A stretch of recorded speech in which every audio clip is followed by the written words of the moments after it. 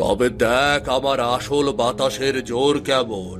দেখ, তোকে আজ এমন শিক্ষা দেব যে পৃথিবীর নাম তুই ভুলে যাবি। আমার এই ঝোড়ো হাওয়ার ধাক্কা সামলানোর সাধ্য তোর ওটুকু ডানার নেই রে, ওটুকু ডানার নেই।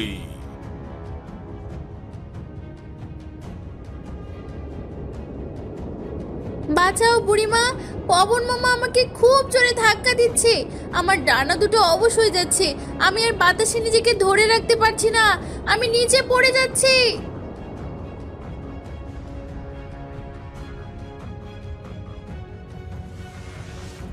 তীব্র বাতাসে পরিনাতনির ডানা অবশ হয়ে যায় এবং সে ছিটকে এসে পৃথিবীর এক সবুজ মাঠের পাশে পড়ে।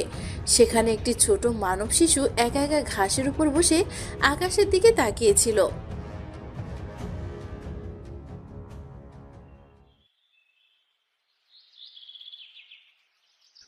তুমি কে?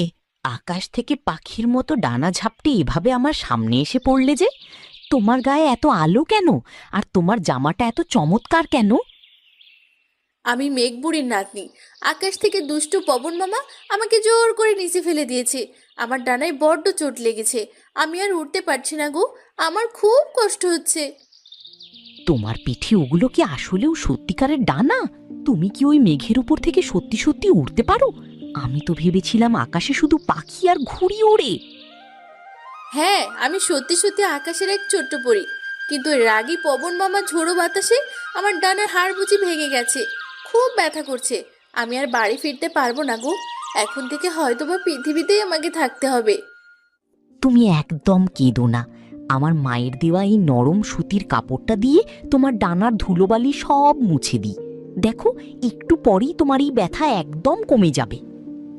আমাদের আকাশের সবাই বলে মানুষেরা নাকি খুব দুষ্ট আর লোভী, তারা নাকি পরীদের খাঁচায় বন্দি করে রাখে।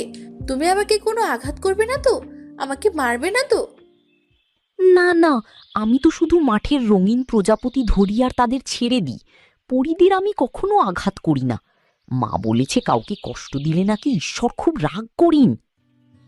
তোমার এই পৃথিবীটা তো সত্যি দারুণ। কত রঙের ফুল আর নরম সবুজ ঘাস চারিদিকে বিছানো, কত রঙের ফুল আর নরম সবুজ ঘাস চারিদিকে বিছানো। আমাদের মেঘের দেশে তো এত সুন্দর সুগন্ধি ফুল আর নরম ঘাস নেই। আমার সাথে তুমি বন্ধু হবে? আমরা রোজ এই মাঠের কোণে একসাথে লুকোচুরি খেলবো। তোমাকে আমি আমাদের গাছের সবচেয়ে মিষ্টি পেয়ারা আর আম পেড়ে দেব। হ্যাঁ, আমি আজ থেকে তোমার সত্যিকারের বন্ধু। কিন্তু আমার যে ডানার ব্যথার জন্য একটু উঠতে কষ্ট হচ্ছে।